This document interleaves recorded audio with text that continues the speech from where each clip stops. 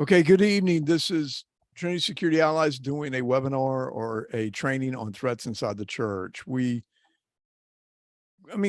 just over the last year or so, we've been seeing an increase, and it's just really sad because most of the time that when we see these, this is not the predator coming from outside. This is the predator that lives inside our church. So these are just the issues that we are running into. Give me 1 second.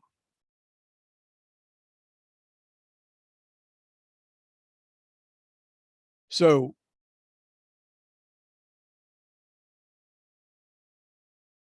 hang on. Okay. Jessica, you want to start with the current events? Yeah, I can go ahead and start.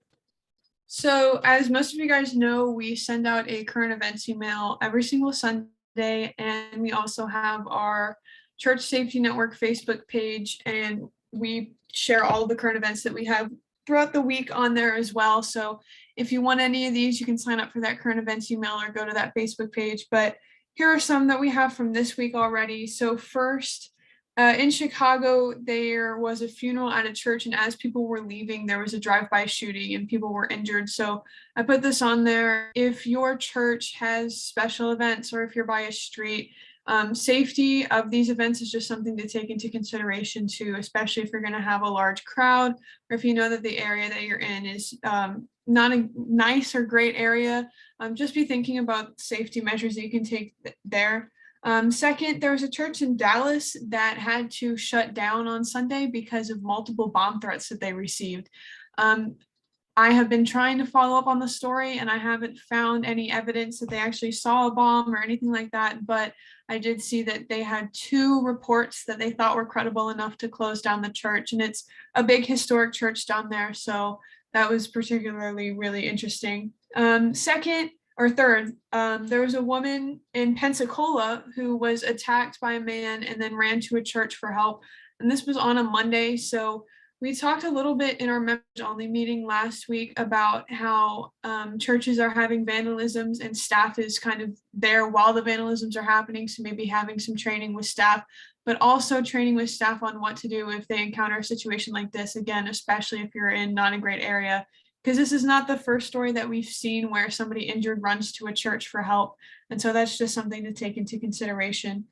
There was in Marietta, Georgia, I think that that's near Atlanta, there was a Monday night small group where somebody was stabbed in the small group. I have been trying to find out more about this as well, and details are really slim, but I think 3 or 4 people were involved. And so again, this was not on a Sunday morning, but it was a small group at a church.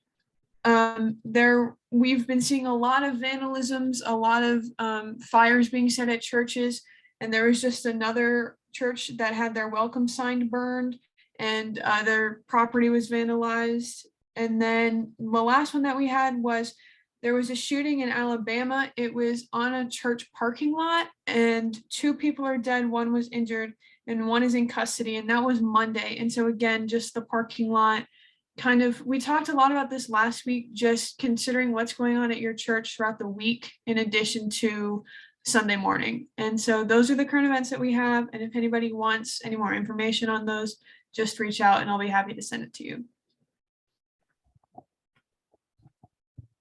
Thanks, Jess. I'm going to add one more that just happened, and we are going to be following this one. There was a robbery inside a church. There's a lot of video of it out on YouTube right now. It's in New York. It's in Brooklyn, New York. It's Tomorrow International Ministries in Brooklyn. But 3 subjects came in with weapons and robbed the pastor and his wife during the church service and stole over what they're saying, $1 million worth of jewelry at the church.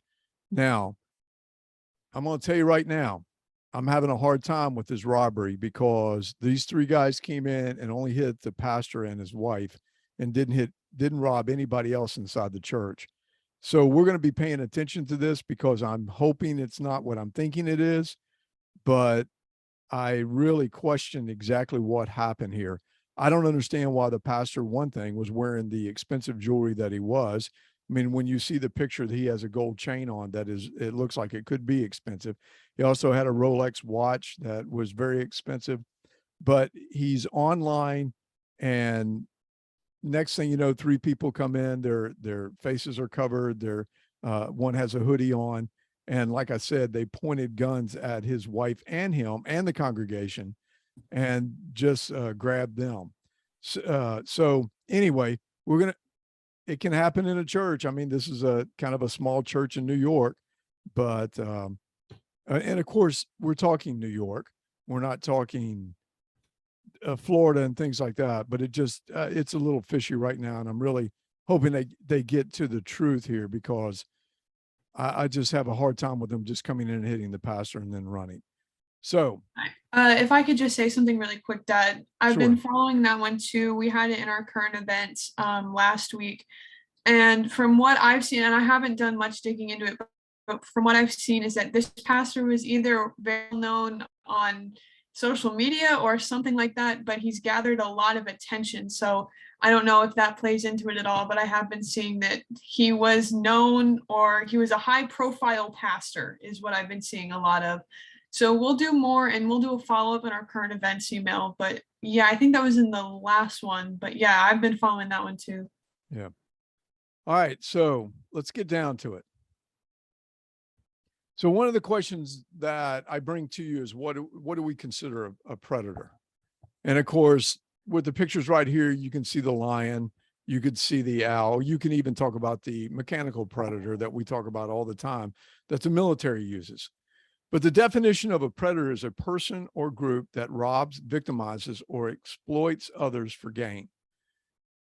So when I look at this, I realize that we have a lot of them inside our church, because whether or not, we just had a recent situation of where a member of ours who claimed to have had a really kind of, not a serious accident, a little bit more of a fender bender, but claimed that he hit his head really hard that caused him to have an aneurysm. And the first thing that happened was he lost his speech, his capability of correctly pronunciating words, and his vision, I mean, his speech was really bad.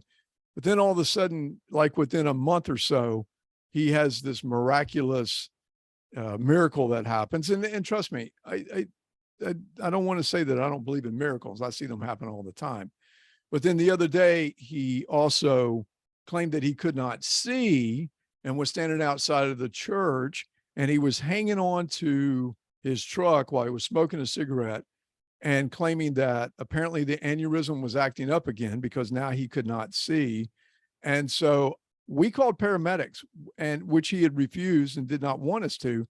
But in a situation like that, we're going to err on the side of, if there's something wrong, that we've made a mistake, we're going to err on good judgment, and we're going to have them in there, and we're going to let them take over, because he can refuse to go with the paramedics. But the thing is, I want to make sure that he's taken care of. Now, why do I say I think he's a predator? I think he's trying to gain support from maybe people inside the church to maybe give him money. This is what I'm thinking. This is kind of the point behind it. He can't work anymore. He has a house, he has a mortgage, or he has all these things like this. And because of his medical issues. Now, I want to add one little caveat to the story. When he did go with paramedics, he went to the hospital of his choice, but instead of checking into that hospital, because he was, the paramedics that looked at him said his blood pressure was really high. These are possibly signs, especially they were high on one side. I'm just saying what they said. I'm not a doctor. I'm not really for sure, but they said that his blood pressure was really high on one side, which would be an indication of a possible stroke, or a possible, and they said aneurysm, maybe not, but a possible stroke. So they took him to the hospital. Well, when I talked to him that afternoon, because he called me, he said that the doctor said he was having a stroke. Okay. But he checked himself out. Now, I don't understand that one bit. I'm sorry. If a doctor tells me, because I know people who have gone through strokes. We've had members in our church that have gone through strokes. They're not, they're disabilitating. I mean, it's really sad what happens to the people that we see that have these strokes. And he tells me he's going to walk back to his vehicle, and he checked himself out of the hospital. So, like I said, to me, he's a little bit of a predator because he robs, victimizes, or exploits other for gain. Now, I'm not really for sure what his gain is at this moment in time, except to maybe that will be witnesses that he could not see and helps out his case in this traffic accident. I think he's contacted Morgan and Morgan. So I'm really not for sure. But the other ones that we really need to pay attention to, and Jessica talks about this all the time in current events, and this is just one thing that I think that we're seeing more and more of in different degrees,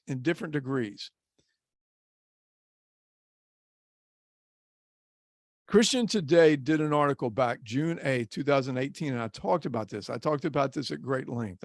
I did a Facebook Live on it because I was just terrified at what I was reading and what was going on when it talked about sexual offenders groom churches too. And it says how predatory behavior goes undetected in congregations. And what this article was done by Kimmy Harris.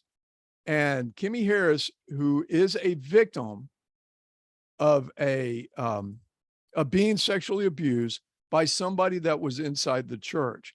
Now, the article talks about Rachel Den Hollerden. And now you might not know who she is. You may not have heard of her before, but she testified in a trial of a sexual abuser, Larry Nassar, who was a famous coach for women in like all the different sports that led up to the Olympics. And when they kind of found out about it, they realized that there was a long list of victims that this guy had sexually molested.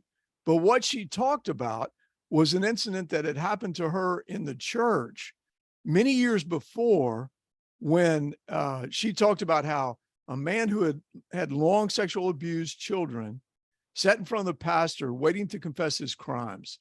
He began cautiously mentioning that there had been accusations against him. He got no further as the minister broke in and said, "Well, that's the stupidest thing I've ever heard of." The minister said quickly, "You're one of the last people I believe that of." And that was the end of conversation. Now, she said that this guy was doing these abuses right in front of people. He would have her sit on her lap, and then he would touch her where he should, inappropriately.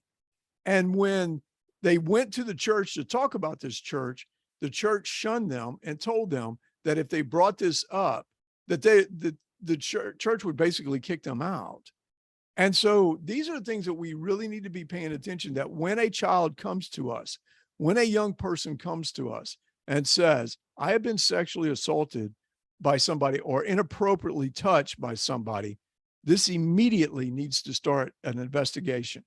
And immediately you need to contact local law enforcement and bring it in, because the thing that's going to happen if you don't, and it ends up that this person's done multiple children and you did nothing about it, and you are the protectors of the church. You know, when we get into talking about what we should be doing inside our church, we have to make sure that we're protecting everybody, not just against violence, but against also these sexual offenses that could happen to our young children. Jessica talks about it over and over and over again. We've seen the articles of where a youth leader is accused of sexually touching a child or a younger person that is in his care. We've seen it. We've seen articles on pastors doing human trafficking on certain people. And the one thing I wanted to talk about this, I mean, one of the reasons I wanted to talk about this is what just happened to me. But I'm going to save that story to the end. But I just want you to know that there are these things happening inside your church.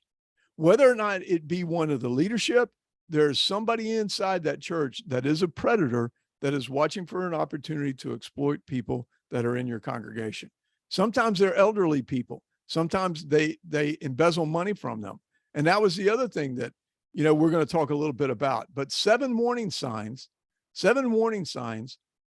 of affairs from pastor or other church staff. This is a blog from Church Answers.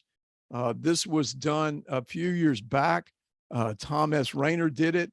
I just picked this up today, but these are 7 reasons that he said that pastors start to have an affair.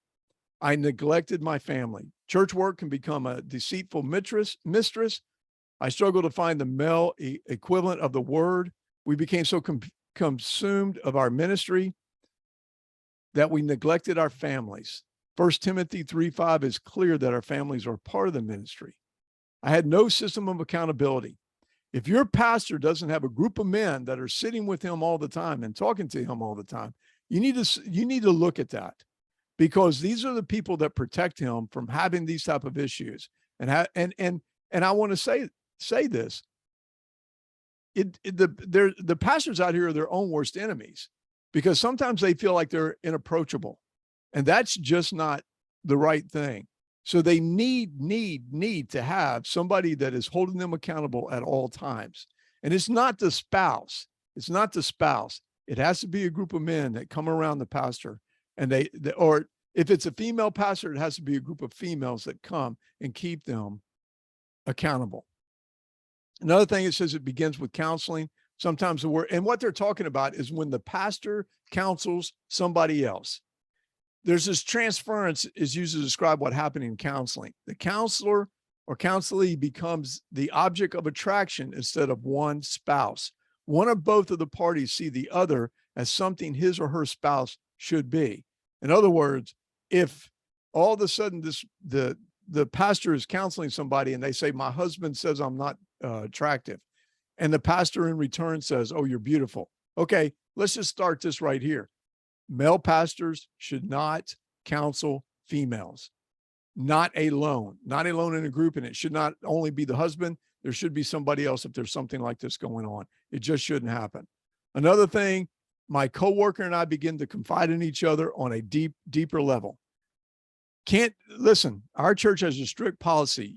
A male staff member does not ride with a female staff member to anywhere unless there's 3 or more inside the car. It just does not happen.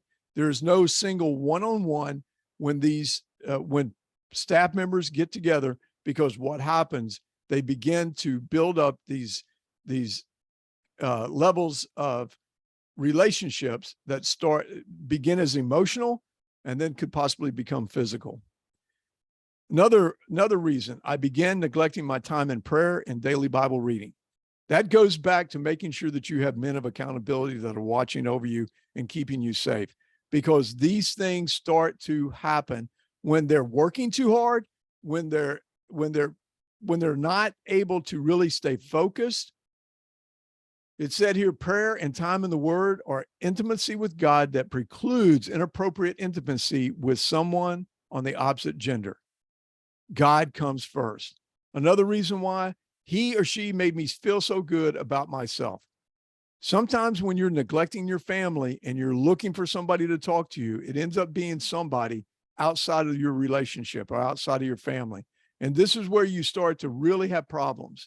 The good feelings that come from accolades or even adulation can become sexual attractions, and that traps the end in an affair.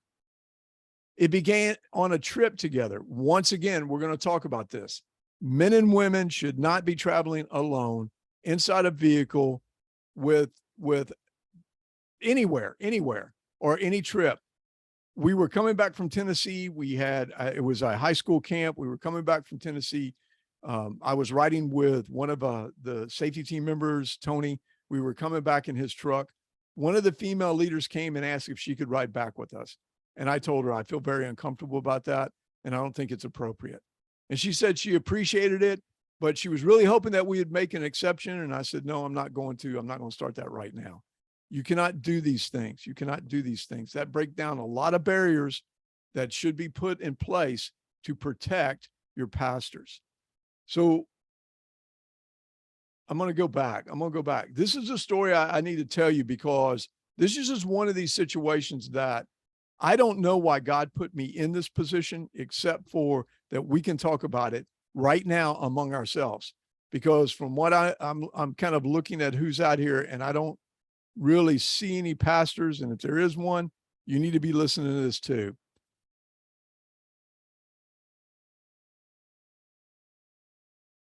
I was at a seminar where I was talking an organization had contacted me and asked me if I'd come and talk at their event. This didn't have anything to do with church security, except it was talking about, it was talking about predators, and we were seeing teen predators inside our church. So I was asked to come and talk about it. So while I was there talking, a newspaper reporter came up to me after it was all over with and said, "Can I speak to you off the record?" And she asked me if I was doing work in that area. And I said, yes, I was working with this church. And she said at that moment in time, she said, there's a pastor that is sending inappropriate messages to one of her friends. So I said, well, I kind of need some proof here. Will your friend share those messages with me? And she said, no, she would not. And so I said, well, really can't do anything because I don't want to accuse anybody of something unless I have some sort of proof. I said, you as a reporter should understand that. Me as a police officer, I understand that. So to go ahead and get ahead of this in case there was something that might be going on, I did know this pastor. She showed me a picture of the pastor at the church. I knew this pastor. I had spoken with him many times when I had went there and trained. So I knew him fairly well.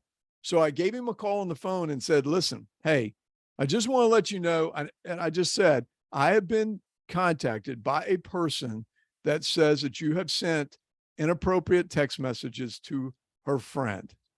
And he immediately kind of like diverted the conversation away from it, completely changed directions. Instead of saying, oh my gosh, I know who you're talking about. I'm really sorry about this. It must have been a misunderstanding because I would never do that. Something like that. I'll correct this. I'll take care of it. No, what he did was he changed the subject to something completely different. So in other words, he did not deny it at all. He just kind of sent it another way so that we would probably stop talking about it. I brought it around again and said, listen, if you have not done this, you need to be aware that there is somebody out here that is threatening you or saying these things. And it would be very nasty if it popped up, and it would be very harmful for the church if it popped up in the paper or something like that. So if this is going on, I think you need to address it. Once again, he changed the subject. He went another way, and he didn't deny it or say anything negative at all.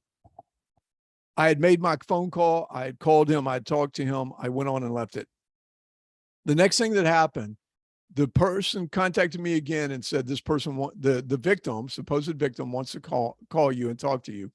And so she did. And I found out that there was a lot of text messages back and forth. He had sent her one at 10:50 at night, saying he missed her at church. The thing that started the whole thing was she had an alcohol problem. She went to him to talk to him about it.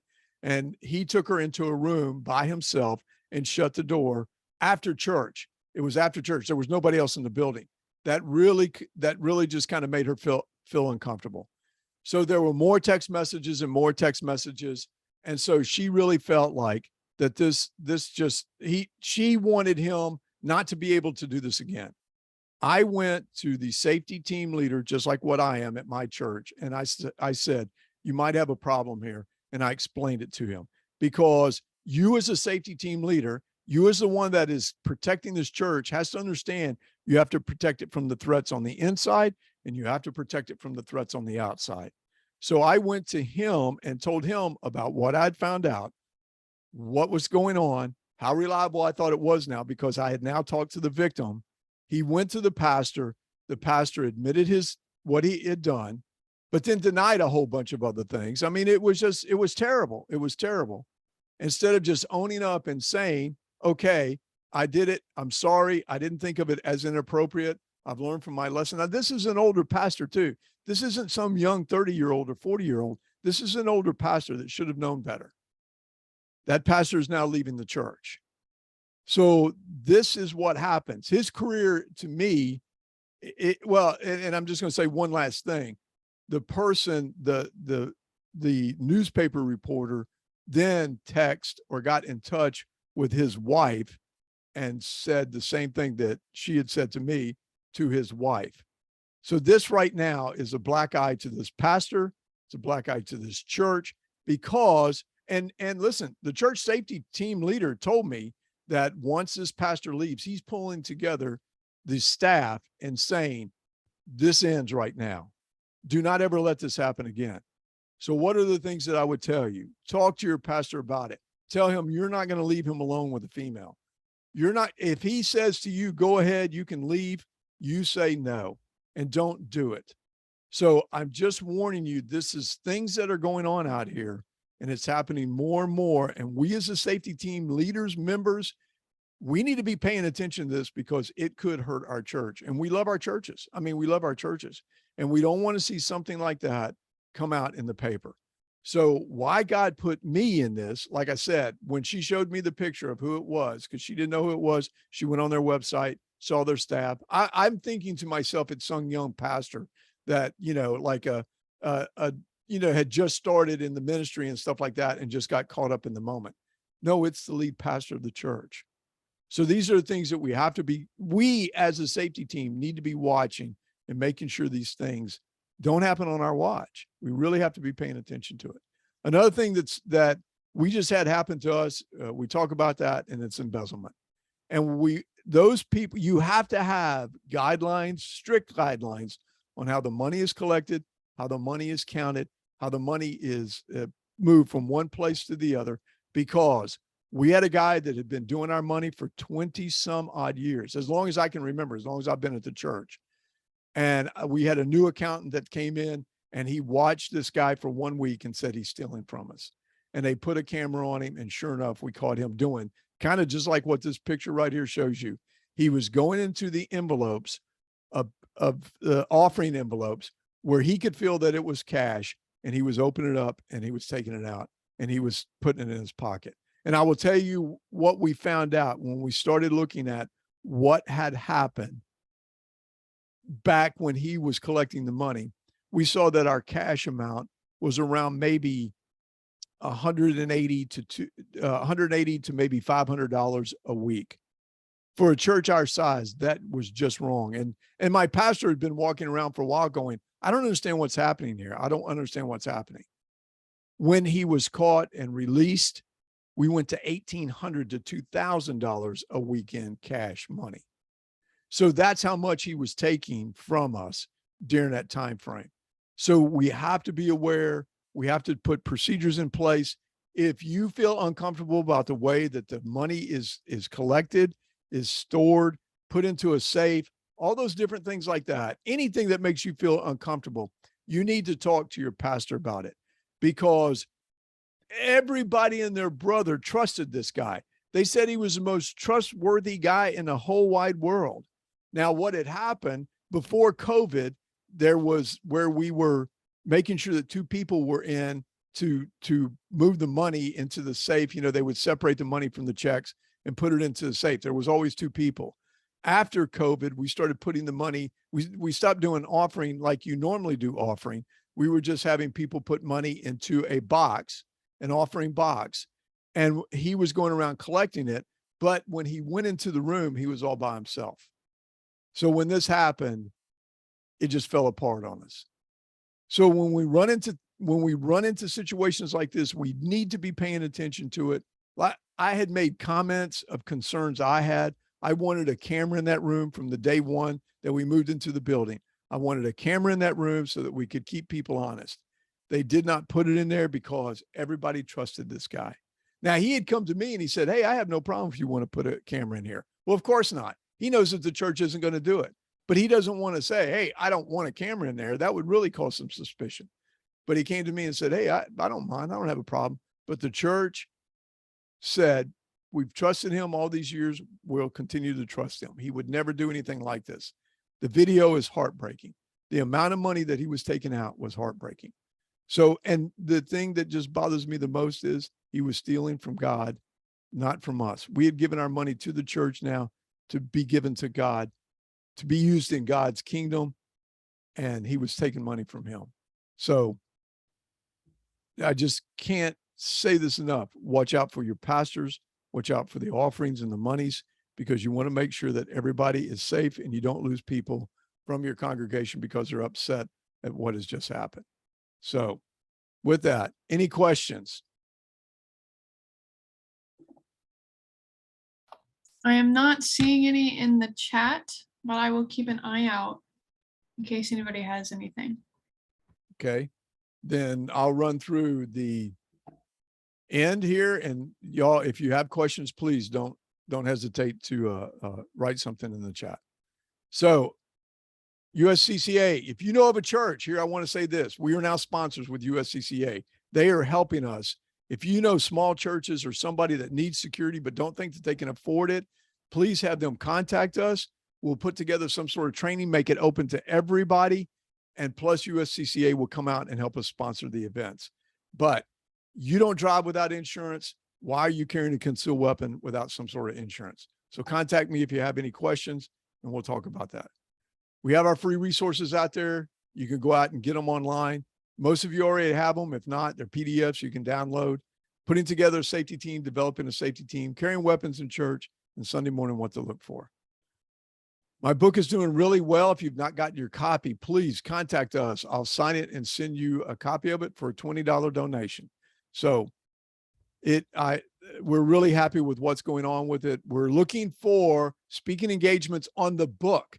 If your church wants to have us out to talk about the book, we really would appreciate it. This is a book that every man should read, and then you should hand it to your wife and let her read it, because it will help her understand what we go through as men. And it's not supposed to be one of these of where it just makes us look stupid. It's really, we just don't know sometimes, and we get lost in the world. And so we need God's help, and he always has a plan for us. True Christian Talk, we are now on Rumble. If you've not heard us, you need to go out and listen, because we're talking about things that we're not going to talk about at Trinity Security Allies. We just found out today that they're starting to look at your social credit score. Now, what that means is they're going to look and see if your church is green.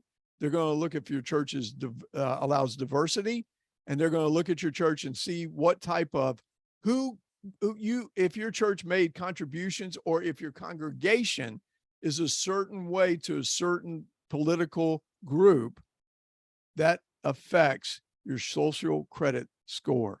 It is very frightening. It is very frightening, because they're starting to put this out here. We have seen situations of where banks have stopped lending money or giving money to gun manufacturers, ammunition manufacturers.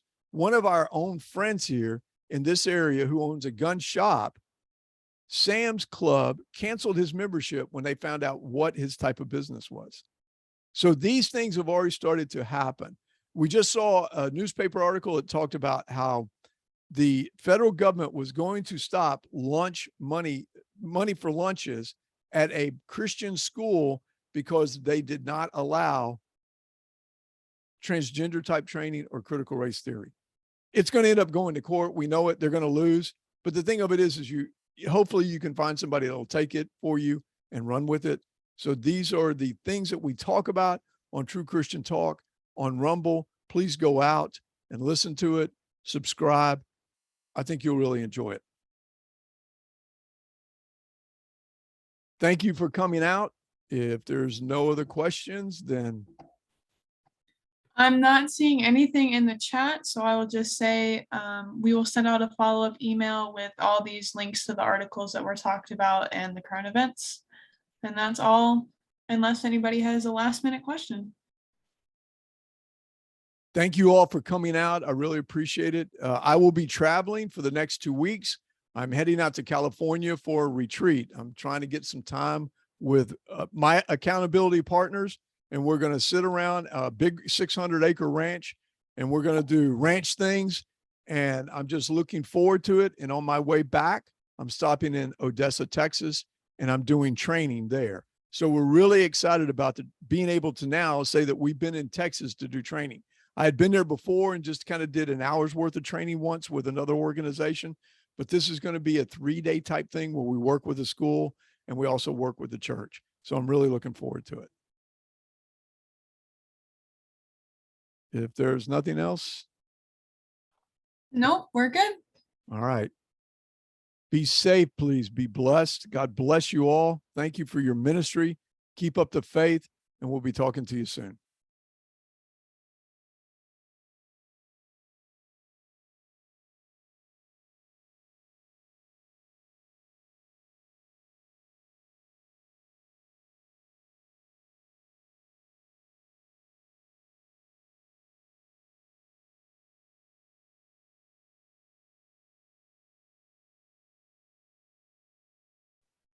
Are you still recording?